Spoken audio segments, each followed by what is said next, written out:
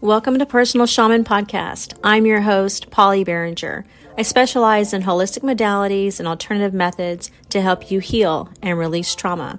In this episode, I'm thrilled to introduce you to our special guest, Cassandra Elaine, a talented and visionary artist. Cassandra's work explores the profound interplay between emotional landscapes, spirituality, art as medicine, and the beauty of nature.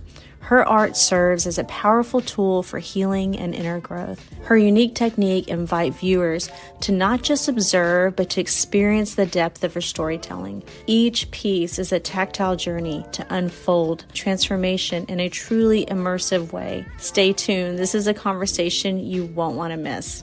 Sitting here with Cassandra. Yay. Yay. Is there a particular flow that you would like the interview to go? We just flow, girl. I know, we really do. Yeah. It feels great. It does, doesn't it? Tell me a little bit about yourself. Okay. Now I feel awkward. So I wanted to say Cassandra Elaine because that's how you sign everything. It's true. I go by Cassandra. Mm-hmm. Cassandra Elaine is my artist name. Elaine is my middle name. That was my grandma's middle name. Mm. My mom gave me that name. Yeah. My middle name starts with an E also. Really? Yeah. What is your middle name? What is it? No one knows what my middle name is. You don't have to say No, it. I'm going to tell you. It's a family name. My grandfather's name is Earl Burrell. My dad's name is Raymond Earl. My middle name is Erlyn. That's beautiful. They made it up, Erlyn. I think they wanted to carry on the name. I have a very white name. Wow. And then you're just like this Filipino goddess. I feel like Polly fits me. I love it. You're the only Polly I know in the whole world and the only Polly I've ever met. Nice. Let me know if you meet one. I will make sure that will be eliminated. I have met 2 Cassandra Elaines. What? In the last 2 years at my shows. I think that's symbolic. 2 and then the number 2 again. Probably. Everything's like that in my life, but I just thought that was crazy. You met them at the art shows? They'll come into my booth. No. Come into your booth. And say, we have the exact same name, and then I have to take a picture with them. Do you feel like maybe they resonate with any of your artwork when they come in? I mean, obviously they looked at your artwork and they saw the name. Right. They probably resonated. Mm-hmm. I got so excited they had the same name, we had to hug and take a selfie. So, yeah. I noticed by looking at your artwork, even your signature looks different now than it did when I first met you on your pieces. Interesting. Yeah. How so? This one feels, the line work looks really thin. It looks classical, ethereal, it feels kind of out there, very spiritual. Your S's are a lot bigger. Yeah. I don't know anything about handwriting analysis, but your S's are much bigger and they're much longer. Oh, yeah, you're right. Yeah. Your E has a much bigger hump right here. It looks almost like a heart, where it did not look like that before. I have been playing with it as this heart symbolically, yeah. I've been trying to figure out some sort of like way to put C and E together to make a heart, but I didn't in this piece. I like that you saw that because it's an idea I've had that I've been playing with. Yeah. Yeah. Even your signature is an art form. Hey, right? Life is art. It is art. I mean, your life literally is art. Yeah. So funny. I used to go by Mama Cass as my artist name. Really? Mm-hmm. Interesting. Until I went to grad school and got my master's, I changed my artist name. I just felt like it was time. That's interesting. I never really thought of artist names. I don't think people know that there's actually people that have artist names. Yeah. Going through my journey, when I was at an ashram, I was gifted a Sanskrit name, Leela, which means cosmic play, divine play. Yeah, people don't know that. And I feel like there is this, it's not a disconnect. It's, if anything, it's another extension, more of a connection to another part of us that weren't given by our parents. We were given this name from a divine energy instead. Yeah. So Cassandra Elaine. Yeah. Well, that's who I am. That's my full name. And I just felt like, okay, I am making my work like true to me now. I don't need to have the silly alias, though people still call me Mama sometimes. It's a good nickname, but not for my artist name because I didn't feel like that was authentically me. I felt like, okay, I can own my name now. Like I can own my work. I can own me. I'm proud. I'm proud to be me. I feel empowered. Yeah. You told me that you went to school for art. I did. Right? Where did you go to school? I did. I got my undergrad in illustration and I got my master's. I studied for my undergrad in illustration at Savannah College of Art and Design. It's a private art school in Georgia. It feels like a lifetime ago. I was an athlete at the time. I had a full red swimming scholarship and got to study art. I took a few years off. I coached swimming for a while after that, but wanted to be a real artist and thought that going to grad school would make me a real artist. So I applied and did my master's at New Mexico State in studio art. I did not know you went on and got your master's. Oh, you didn't? No. Oh. Something new. And I like the way you put in air quotes, be a real artist. You didn't think you were a real artist when you were attending school and going through an art program? No? I guess not. Interesting. I think probably because after undergrad, I just got a job at a pizza shop and worked there for 2 years. And then I started coaching swimming and was quickly making my way up to be a head coach. I started off as an age group coach and doing summer club lessons and private lessons. And then I got hired as an assistant coach for a D1 university in New Mexico State. Coached 34 girls for 1 year and was on path to be a head coach one day of a university, but I wasn't happy and I wanted to focus on my art. That's all I've ever wanted to be in my life as an artist. I thought going to grad school would get me back on path and make me a real artist. So that's why I did that. Yeah. The school that you went to, your first school, SCAD, it's pretty prominent. It is. It's a very good school. All the teachers are super legit in their field. All my professors were published in New York Times, all the big magazines, and had fabulous careers as illustrators. And I really like that because I feel like sometimes you go to school and the professors have been teaching forever and they've lost sight of why they got into it in the first place. Maybe I don't know. But I've heard the saying, those that can do and those that can't teach within themselves choose to limit themselves and decide, this is where I'm going to teach this because I don't feel comfortable enough to go out and pursue it on my own. Right. I always wanted to learn from someone who was actually doing the thing that I wanted to do. And I think that's what my professors at SCAD were doing. Definitely. That was fun. But I was so young. I just wanted to make good grades and do good at swimming. I wasn't really connected to my art yet on a deep level. I just wanted to get good grades and do the project well. I didn't have a personal style yet. I knew what I was attracted to. I was completely in trauma, like PTSD, and I didn't know it at the time. I was masking it, buried it, suppressed it, and compartmentalized it as a secret part of me that was buried so deep that I was even unaware of it. I was just highly functioning, processing through swimming and making good grades just to be like the perfect student and athlete on the surface.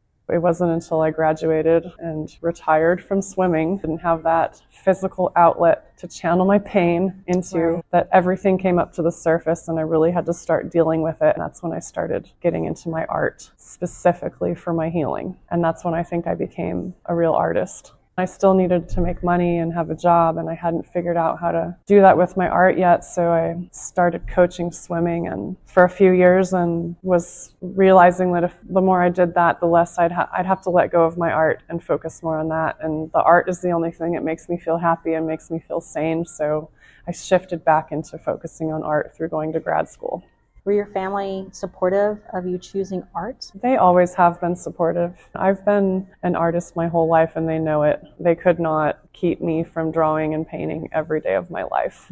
My mom even talks about my first mural I painted behind the couch when I was 2. Drew as high as my little body could reach and as big as covered the whole wall. That's been me my whole life, making marks on everything, drawing on everything, paper, walls, sidewalks. You said there was a period of time when you weren't really swimming, you weren't in the water anymore. And that's when you were coming to this place of using your art as a way to, I don't want to say heal, but I mean, maybe surface this trauma. Yes. Was anyone in your life aware that you had this trauma that was really pushed down deep? Yeah, I mean, first I became aware of it because I had been suppressing it for so long. It was like what happened to me had become a story from the past that I wasn't really connected to. I remember talking to my roommate in college one time and telling her, like, I think this happened to me, but I'm not sure. Then after school, all of these things started coming up and I was so depressed and suicidal. I couldn't deny it anymore. Then I had to voice the truth. I started a journaling practice. Nice. Was the first big step for me, which was something I had never done. I'd only ever had a sketchbook that I would rarely use. I started journaling hardcore, talking to myself. The first time I ever voiced my memories of what happened to me was like, wow, I can't believe this actually happened to me.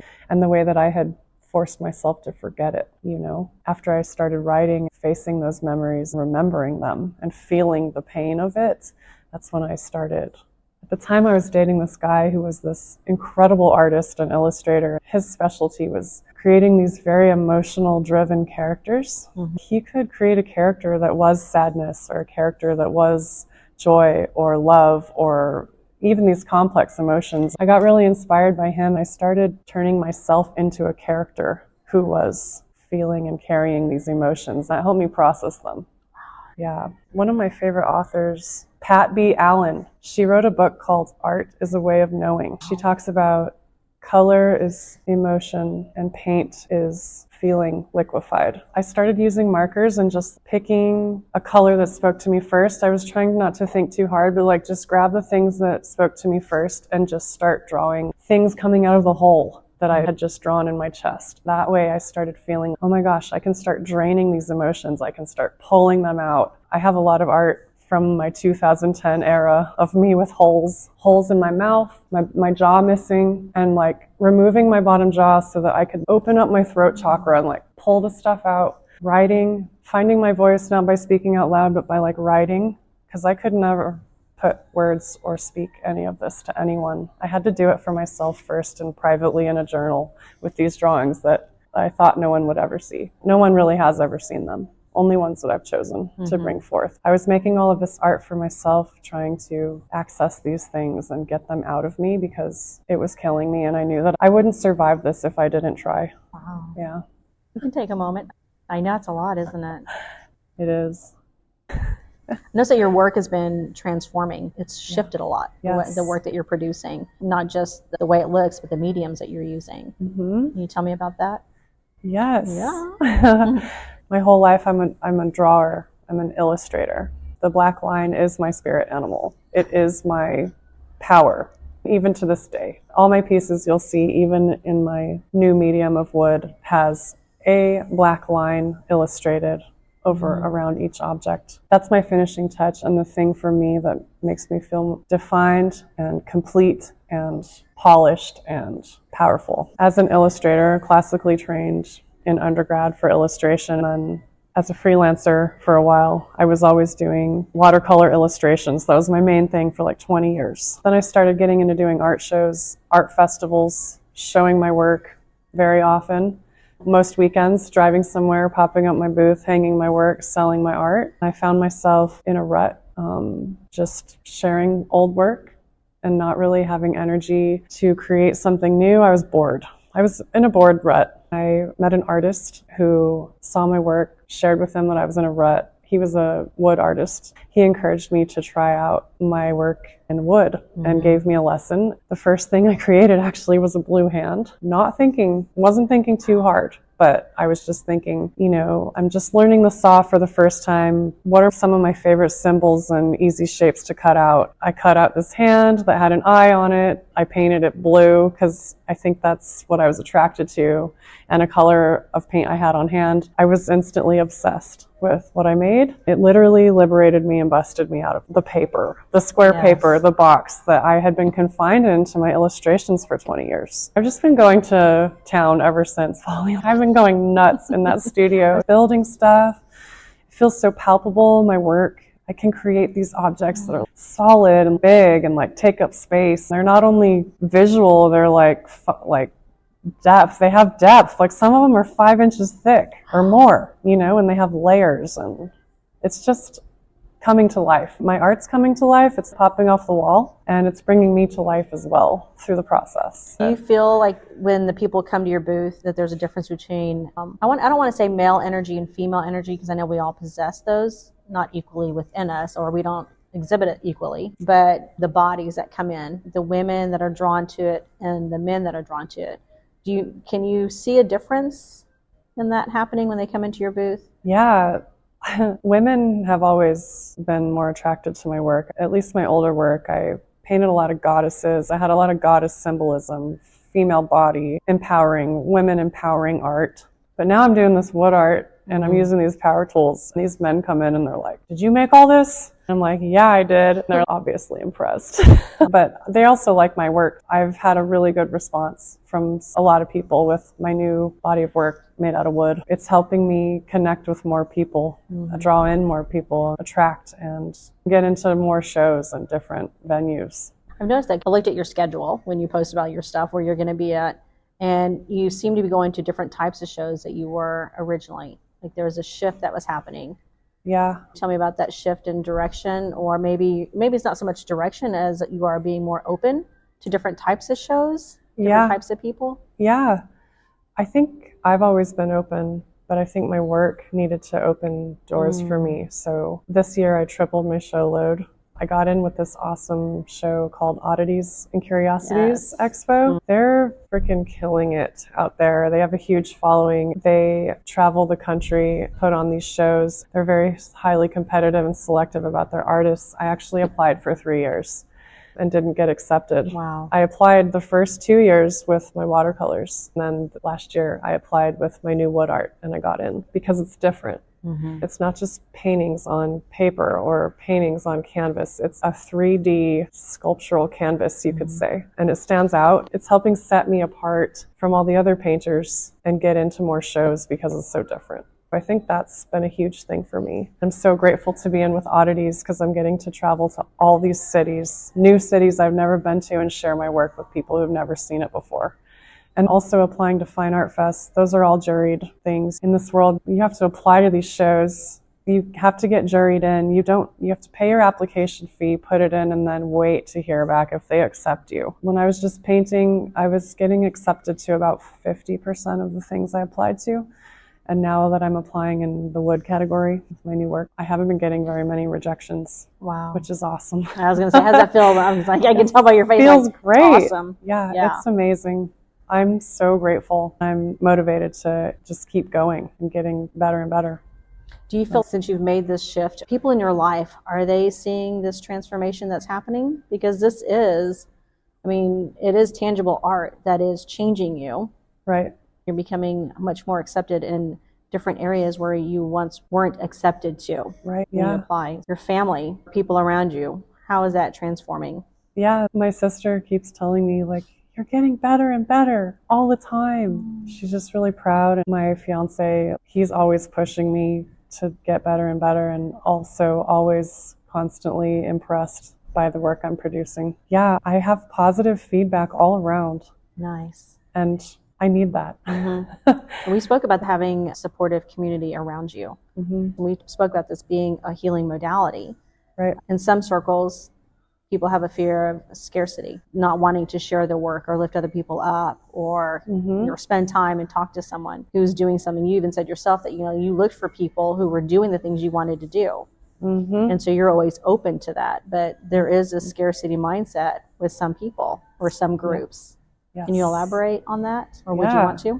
Yeah, sure. Yeah, just very bluntly, it's a weird time in the world. There's a lot of fear being pumped into our consciousness through our phones, the media, computers, the TVs. We all are scared of World War III, the economy. A lot of people are feeling they're hurting because of it. Maybe they're buying into it. Maybe their sales are lower this year. And the excuse is all the economy. I firmly believe if I don't buy into that, then it's not going to affect me. I have turned off all my news.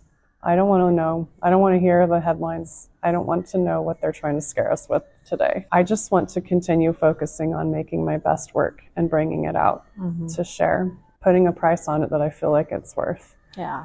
That's a whole nother area to go into, is because the price aspect of it, a lot of people water down their price. They don't understand their personal self-value, their self-worth, or what they're doing or creating, especially when it's in a unique field. And we're not talking like banking. This isn't something you can really go online and get an idea of, like, how much is this worth? Right. So how do you feel about your pricing? Has it gotten better? Yeah, I actually recently just raised all my prices because I feel like I'm selling, well, it's a good problem, but I'm selling the stuff too fast. I don't have the energy to keep restocking like with all these shows I'm doing too. So I had to raise my prices a bit, maybe move my stuff a little slower, but sell it for more, which is fine. And also on my bigger pieces, ask for what I actually think they're worth, which is scary.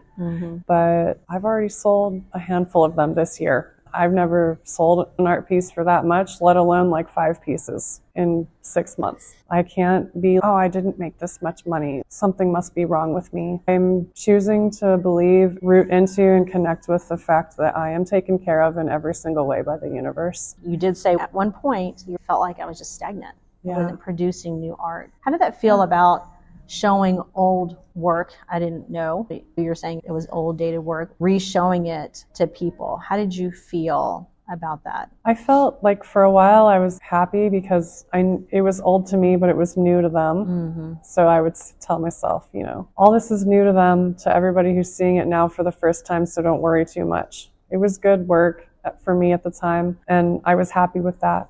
Eventually, I didn't feel connected to that work anymore. I was ready to grow and make something new. And that's what needed to happen. I started making new work in this new way. I still have my old prints that I used to sell in my bin, but right now I'm working on even revamping those. Everything is always in a process of renewing, letting the old go and bringing in the new. It can take years, that's fine. That's what I'm coming to terms with now. Things take time. Yeah, and what is time? What is it? Right. When you're doing something you love, I know for a fact it just speeds by. Oh my gosh, it flies. Yeah, and then when you feel like you're in a cycle, it feels like it's just creeping by. It's barely even moving. When you're stuck, you're stuck. Time is stuck too. Look at you. Yeah. Where can we, if I was new to your artwork or new to what you've shared here, where can we find you? On Instagram, my handle is artx Cassandra Elaine. I'll share that below. Awesome. Yeah. I'm on Facebook too. I do have a TikTok, but I'm working on that. So you can follow me there with the same handle. Okay. Do you have a website? Where can I go to access or purchase any of your artwork? I do have a website, artcassandraelaine.com. Okay. Instagram's where I have all of my work. You can see it. I'm building my website out right now. I think I have 3 pieces for sale on there. Nice. 3 pieces, that's a lot. I've seen your work. It's extensive. It's not something you do overnight. Yeah, totally. It's all work in progress all the time. Your next show, or the shows that you're going to this year, can you give us a couple of those names? Of those shows? Oddities and Curiosities Expo. They're awesome. It's a dark arts expo. There's amazing art there and such talented artists I've been getting to connect with in this event. I have 7 more shows left this year with them. Some of them are in Denver, Salt Lake City, Las Vegas, San Antonio, Detroit, and Grand Rapids. I think those are the ones I have left. And then I do fine art festivals as well. I've got a few more in the fall in Oklahoma and coming up. So if we were to look for you for these shows, those listed on your website, even in your Instagram? Correct? Yeah, they're on my website also, on my homepage. I try to keep my schedule updated. Nice. I didn't even know that. See, now I know. Yeah. It's good to ask questions, right? Right. I'm sure I have a lot more questions I need to ask, but just having this conversation was great. So, is there anything as a sign off? Do you have something that you say or you'd like to say or sign off with? I'd just like to say thank you, Polly, for having me and talking with me. It's been really fun. I'm so grateful for our connection and our conversations. They're incredibly growing and insightful.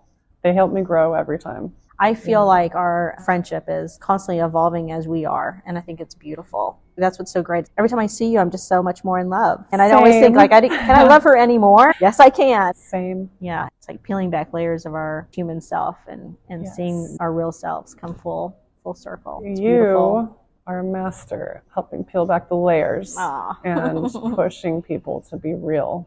And I am so grateful for that. Thank you. I appreciate you. Thank you. I love you so much.